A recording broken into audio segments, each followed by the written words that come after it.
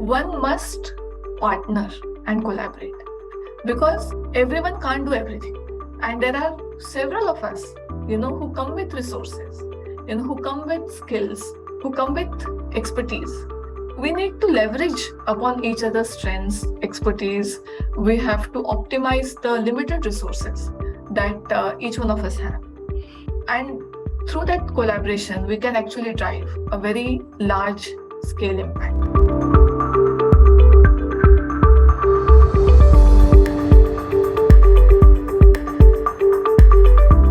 Hello everyone, we have today with us Ms. Maya Vengurlekar, Chief Operating Officer, CRISIL Foundation, the corporate social responsibility arm of CRISIL Limited, to share her insights on the overarching work done by the foundation in the financial capacity building and inclusion space. Before we begin the Impact Talk today with Ms. Vengurlekar, I would like to take this opportunity to introduce her. As I mentioned earlier, Maya leads the CRISIL Foundation in her current role as the Chief Operating Officer. She oversees CRISIL's CSR initiatives pertaining to financial capacity building, women's empowerment, and environmental conservation. In addition to that, Maya also leads the marketing and communications division at CRISIL Limited. She joined CRISIL in 2002 and has worked across cross-cutting domains like the ratings, marketing, and investor outreach, as well as a thought leadership agenda. She is the alumnus of the prestigious Symbiosis Institute of Business Management, Pune. Maya, it's an absolute honor and pleasure to have you with us today. And before we begin, I would offer my heartiest congratulations to you on winning the National CSR Award. Thank you, Lakshna. Thank you.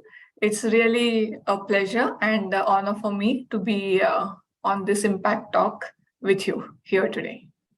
Thank you so much, Maya. So I'll straight jump to this talk because I know a lot of us are really looking forward to speaking with you and hearing what you have to say about all the inspiring initiatives that you've anchored at CRISIL.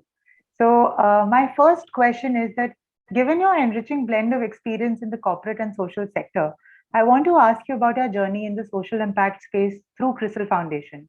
What made you pursue this and take it ahead to the scale it has reached today? So what made me take up the social sector assignment from my corporate job? I would say it's pure serendipity. Because, as you in my introduction, you mentioned about, the investor outreach and thought leadership agenda. So while I was pursuing that assignment at CRISIL, way back in 2010, I conceptualized, this new initiative or new concept of CRISIL's Financial Inclusion Index called CRISIL Inclusives.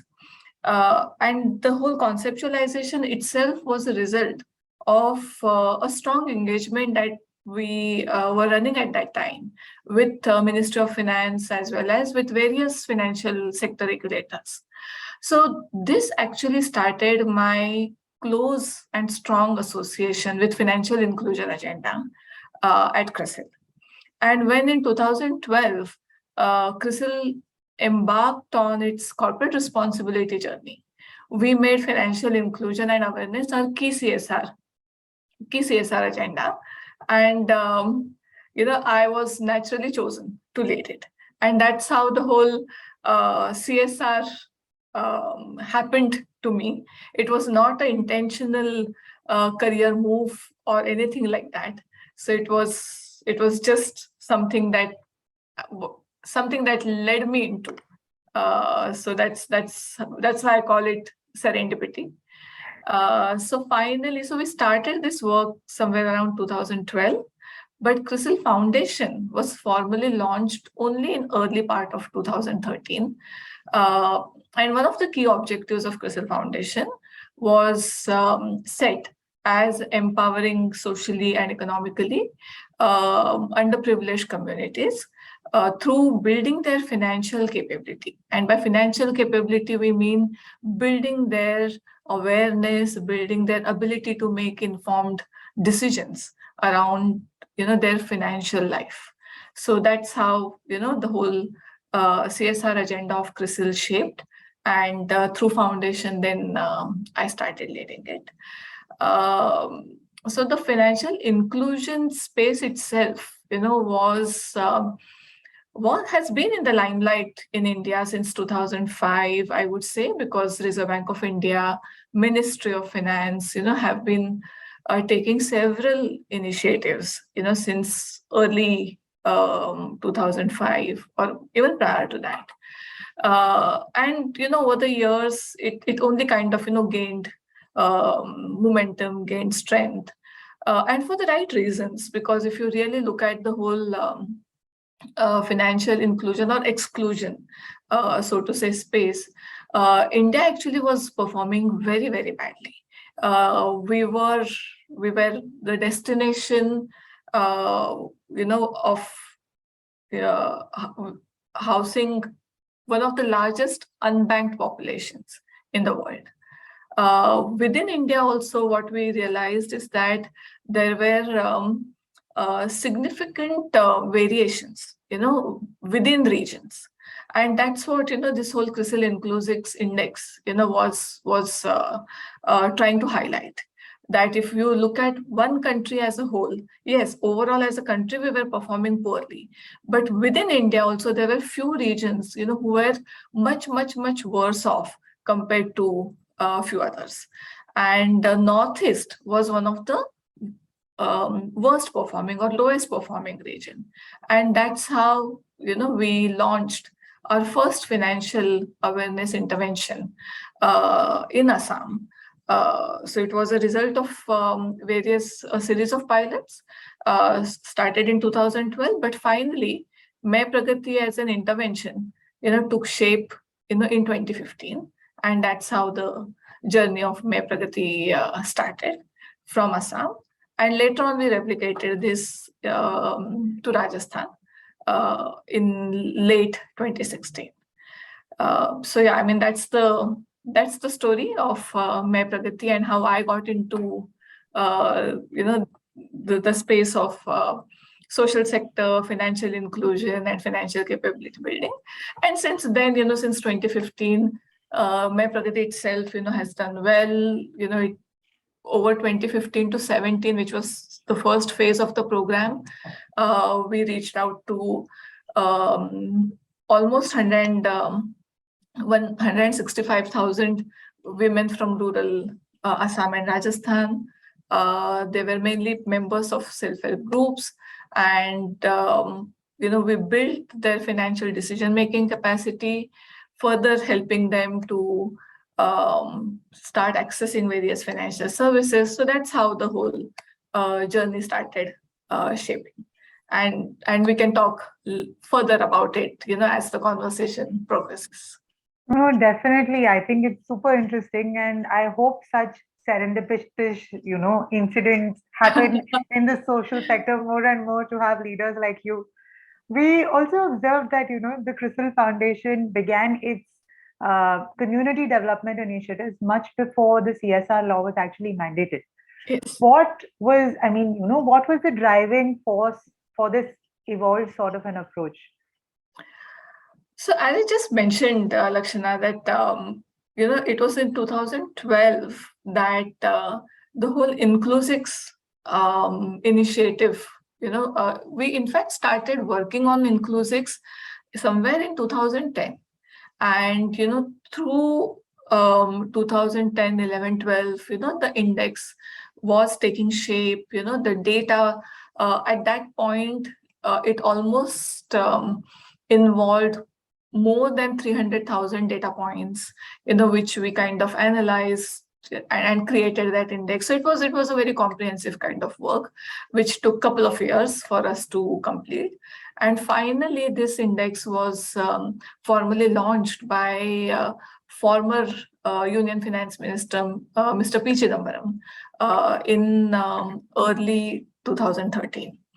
And as I said, that the primary objective of the index was to highlight that within India, which are the specific districts, which are the specific regions, which are particularly performing, far, far more poorly compared to some other districts and regions which were relatively better off. So we realized that while the inclusives highlighted the problem very clearly, we thought we should not just stop at highlighting the problem. We should also be a part of the solution it requires. And that's how we decided that let's at least launch a pilot and see what would it take really for the financial inclusion to spread. And that's how the journey in 2012, early 2013 started for CRISIL's foray into addressing financial inclusion or financial exclusion problem. And soon after that, when CSR, conversation around CSR becoming mandatory, etc., started gaining momentum, we decided to make this as a core objective. And that's how the whole CSR strategy for CRISIL Limited got shaped. Thank you. Thank you. While you were talking about this and the Main Pragati briefly that you mentioned, I couldn't help but wonder about the famous proverb around if you give a man a fish for a day, you feed him for one day. But if you teach him how to fish, then you feed him for a lifetime. And Main Pragati kind of hints certain principles around the same aspects. And noticing the geographies you implemented the program in, like Assam and Rajasthan, which have got some very strong social and cultural norms and deep rooted philosophies that they come with. What were the challenges that you faced in reaching out to women in that particular area, and what have your learnings been? Yeah, actually, the learnings have been immense actually, and but before I come to learnings, Lakshana, I would like to quickly provide a little bit of an idea around the journey of Main Pragati. That since its launch in 2015, how has that this entire program has evolved, and what it looks like today, how it started, and what it looks like today. And after that, perhaps these learnings would really make far better sense. So as I said that we launched Main Pragati in 2015. Today we are in 2022. So between 15 and 21, the program has actually seen 3 distinct phases of its evolution, I would say. So 2015 to 17 was the first phase of the program, which focused on direct outreach, with the rural women. And it focused on building financial awareness among rural women. We perfected the intervention, by adopting very agile kind of thinking, by running several small pilots, to really understand what's working, what's not working, etc. So that's how, the whole outreach got established. Then, we realized that, while, and that's when, we ended up reaching out to almost 165,000 women, as I said. So while, the phase 1 of imparting financial knowledge, bringing about financial inclusion and linkages, did result in desired impact, what we noticed is that the behavioral change aspect, for these women to demonstrate the right financial behavior in a sustained manner required a lot more sustained kind of effort, from our end. And that's when we realized that perhaps, we need a slightly longer term kind of mechanism for our beneficiaries to keep leaning into. Yeah. And that's how, phase 2 of the program emerged, in which we created a cadre of community workers called Sakhis. We picked up few of the smart women, who were part of our program intervention, who we had come across in phase 1. So some of the smart women were picked up. They were trained to be community leaders. And these Sakhis were then activated into various communities to be able to provide handholding support to their fellow community members on an ongoing basis. So this was phase 2 of the program. Now phase 3 of the program started when we realized that while the Sakhis are extremely effective in delivering the role that they are expected to deliver, however, for them to be able to do this on an ongoing basis need some kind of incentivization. And being a small CSR setup, we actually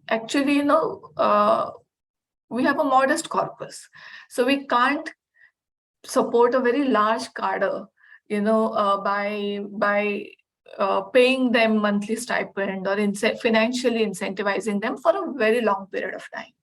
So that's when we thought, why don't we make them financially self-sustainable? And that's how we introduced a revenue model for the Sakhis. So we introduced an element of service fee. So the Sakhis today offer almost 70 different types of services, right from providing support in preparing documents like PAN card, Aadhaar card, job card, caste certificate, various kinds of official documents, plus linking them with various social security schemes under PMJDY, and host of services which today a person in rural India needs, but is not able to avail of without actually going through an agent kind of a network, which is expensive and time consuming. So this was the need that Sakhis started plugging, alongside providing the handholding support to the women in their community. And this service fee based model gave them a very strong financial stability. And that's when the Sakhi model gained acceptance, gained sustenance, and it started thriving. And that's when this model also became highly replicable. So that's how phase 3, alongside making them financially self-sustainable, also started focusing on scaling. So now with this model which is working well, financially sustainable, we are now through phase 3 are looking at taking it to scale in a major way. So it's being scaled up to rest of Assam. It's being scaled up to quite a few districts in Rajasthan. So that's how the program has shaped. So when we started in 2015, the program was reaching out to about 400 villages in Assam, to today, where it is almost present in more than 2,500 villages across Assam and Rajasthan. So that's been the journey of Mai Pragati. And as far as Sakhis are concerned, we started our pilot with 100 Sakhis way back in 2017, 2018. And today we have over 1,800 Sakhis who are thriving, providing 70 different kinds of services and earning a respectable monthly income, which keeps them going strong. So that's been the journey of Mai Pragati. And during this journey, there were immense learnings. Yeah. And as I said that, this whole model that you see today, that itself is a result of a series of pilots. Some succeeded, some failed. But nevertheless, there were learnings involved, across every pilot that, we undertook. So, so while there are many, many learnings, let me, summarize the whole thing in few key ones. Let me highlight, few key ones. See, as you rightly said, Lakshana, that Assam and Rajasthan are two very diverse and very different geographies. Um, and when it comes to the social status of women, Assam is very different. The social status of women is not uh, as compromised as it is in Rajasthan. However, the other difference that you see in two states is that in Rajasthan, the institutional infrastructure or the governance kind of infrastructure is very, very poor. Whereas in Rajasthan, the whole governance and institutional infrastructure is very strong. So that way, the two states really vastly differed, with each other. But despite of these differences, there were some very common themes, which came across to us as challenges. So first one was, low literacy levels of women and, vast number of local dialects and customs. Okay, so that came across as the first challenge. And how did we overcome that? So the problem around low literacy levels, you couldn't give them content which they could read, or learn from. Okay, so we had to create content which was sort of a edutainment kind of methodology. So we introduced, first of all, we used local dialect. And to be able to impart this content in local dialects, we had to recruit the grassroots trainers, drawn from those local communities who were aware of the local dialects, who knew the local traditions, customs. So then they exactly knew what examples will work here, the do's and don'ts, etc. So that helped. And the whole playway method of imparting knowledge. So we created lots of exercises, games, interactions for women to feel comfortable, about this whole learning process. So that's something that, the first challenge that came across in terms of the methodology to adopt and the medium in which, we would communicate, with the local population. Then the second challenge that we came across was, very difficult to access kind of geographies.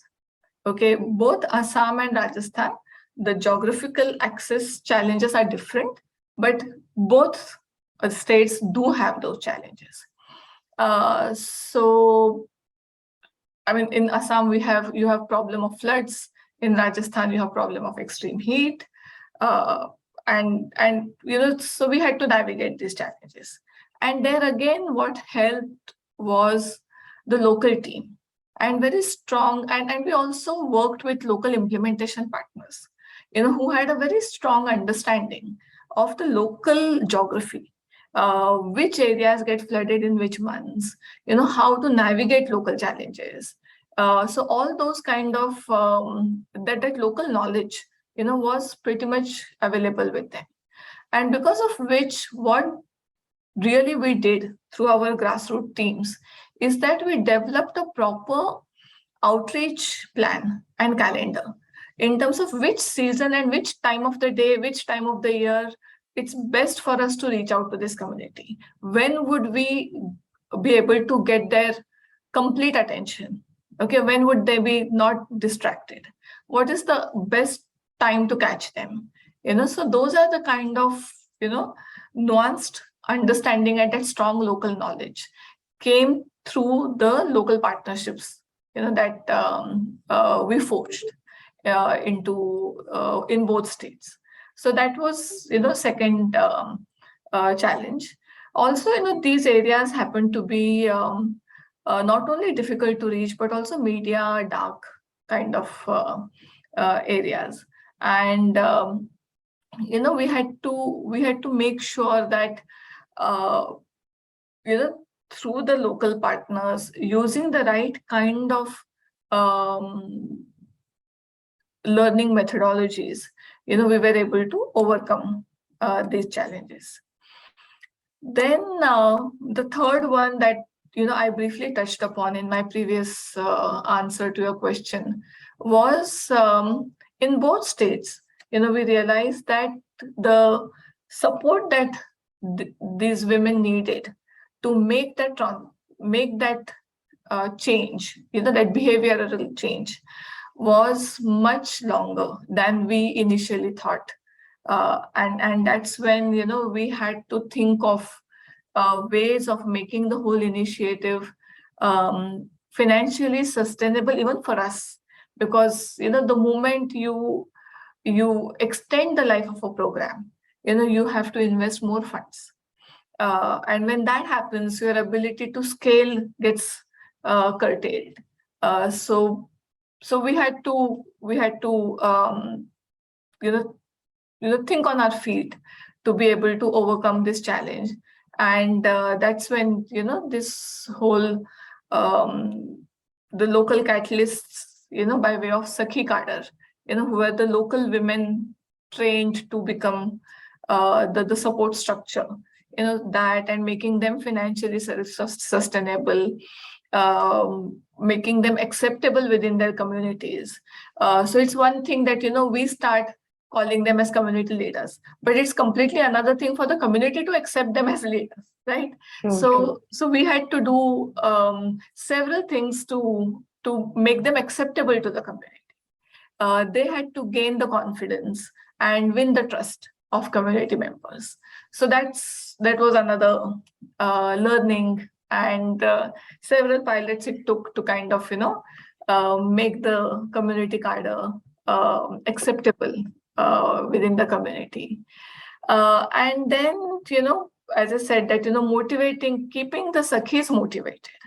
So of course financial incentive is one part, but apart from financial incentive, giving them a sort of a sense of achievement, a sense of respect, a lot of those intangibles, how community looks up to them, so those are the kind of softer intangible aspects we had to work upon, so that the Sakhi cadre gains that stature within their community. And in addition to financial incentive, they have a very strong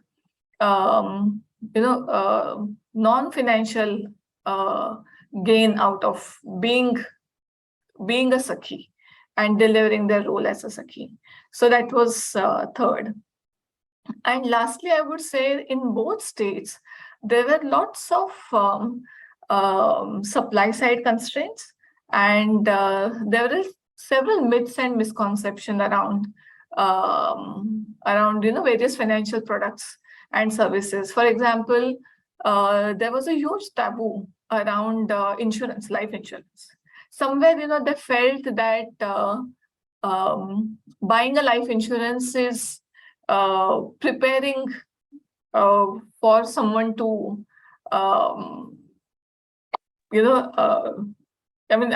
someone to die, that kind of. So there was a lot of negativity associated with life insurance. Similarly, the whole perception around pension was also that why would we need pension, when we have our kids and children to take care of us. So those were the kind of myths and misconceptions which we had to slowly but firmly address and make sure that they opened up to accessing these kind of products. And this whole insurance awareness and linkages to insurance Lakshana, the effort that we put in between over the years from 2015-16 till about 2019, came across as a huge savior when COVID hit us. Because there are several examples. In every village, you will find one example where there was unfortunate event of someone passing away untimely, And just because, the lady of the household had shown the wisdom of, connecting with the Jeevan Jyoti Bima Yojana and, some of these PMJDY social security schemes, that household was benefited, with the survival benefit of the insurance claim. So yeah, I mean, these were some learnings and how we navigated some of these challenges, etc. No, thank you, Maya, for keeping it so real, like from the involvement of the local communities to NGOs involvement to having local dialects. Thought process behind all of this is seeming so deep rooted and so well intentioned. And I think congratulations are in order for basically having executed this so beautifully to you and Thank the you. CRISIL Foundation team as well. My next question is that from May Pragati in 2 states to the CFL project in 18 states and union territories now, how have you, gone about the scaling up of this work through the RBI CFL partnership? And that too specifically during the most unforeseen time of a lifetime, like the pandemic. Yeah, yeah. No, yeah, I mean, it doesn't feel real, Lakshana. Even now, when I think of, the kind of footprint that we finally have achieved, and what we see today. But yes, we have managed to do it, and but before I go into the whole the scale up story around CFL, Yeah. let quickly share with you what CFL really is all about, so that Yeah. the audience also can understand what's the role that different agencies are True. playing in this project. So it was in 2017 that Reserve Bank of India thought of this very ambitious program to start money-wise centers for financial literacy in each and every block of the country. Yeah. But before embarking on such a large initiative, they chose to do a pilot. Okay. In only 100 blocks. And they approached several agencies, as potential partners to conduct this pilot across 10 different states. CRISIL Foundation was also approached as one of the partners, and we set up 20 money-wise centers for financial literacy as part of this pilot in states of Maharashtra and Haryana. So that's how the process started. The pilot was supposed to be a 3-year pilot. Started towards end of 2017, and it was supposed to get concluded by end of 2020. Because of COVID, that got extended by few months. So finally, it ended only somewhere around mid 2021. During the pilot phase, of course, the pilot was successful, and during the pilot phase, RBI really, felt. RBI really developed a lot of confidence in CRISIL Foundation's ability, because the kind of track record that we demonstrated through the work that we did in the pilot. RBI gave us a very large mandate. In 2020, when they came up with their entire blueprint for the expansion plan. So finally, in 2020, they decided to take this pilot to scale across the length and breadth of the country. So almost pan-India basis, they decided to scale up the MoneyWise CFL program. CRISIL Foundation was given a very large mandate of starting up almost 1/3 of the centers that they were starting up.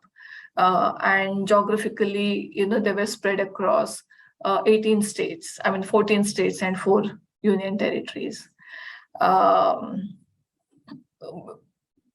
It covers, almost 1,200 blocks, 234 districts, So it's a very large coverage. So this when we received the first communication from RBI, informing us that we have been given such a large mandate, our first reaction was no. We cannot take up such a large responsibility. And we went back to RBI telling them that how we will not be able to take up such a large mandate. But it was, RBI was more confident than what we were within in our ability to do so. And I think RBI was right. We actually, as we speak, we have done it. In fact, before this, in 2020 also, forget about 2015, but even in as recent as 2020, had someone told me that CRISIL Foundation would be setting up centers in Ladakh or Nagaland or in Andamans, I would have laughed it off. Politely, of course, but yes, I would have. But cut to 2022, and here we are. We are present in 14 states, 4 union territories. We are present, from snow-capped peaks of Jammu and Kashmir and Ladakh, to sparsely known places in northeastern states, from the scorching deserts of Rajasthan, to the borders of Punjab. It's very exciting. This whole journey has been very, very exciting till now, and we have completed setting up, the mandate that RBI had given us, 429 centers. These centers are now fully operational. We onboarded almost 1,700, almost 1,800 people, across these 429 centers. We trained, such a large field team. They are now going about, doing the work of financial literacy in their catchment areas. And all of this happened, when COVID was at its peak. Because we started work, the first communication that we received from RBI was in December of 2020. And we were given a year's time. And Lakshana, how 2020 was. Yeah. Second wave of COVID, the looming danger of third wave hitting us anytime. It was not easy. But nevertheless, now that we have done it, it's been very exciting. Yeah. No, I think it's an experience worth goosebumps, very honestly. And it's something that I think has scaled up very beautifully and has left an amazing impact and very enlightening experiential stories that you are sharing with us. That brings me to, I think, possibly my last question for the talk. What do you, think that the next 5 years for CRISIL Foundation hold for the sector and for you? Yeah. So before I come to next 5 years, I just want to also talk a little bit about, and that's how it will feed into the 5-year vision.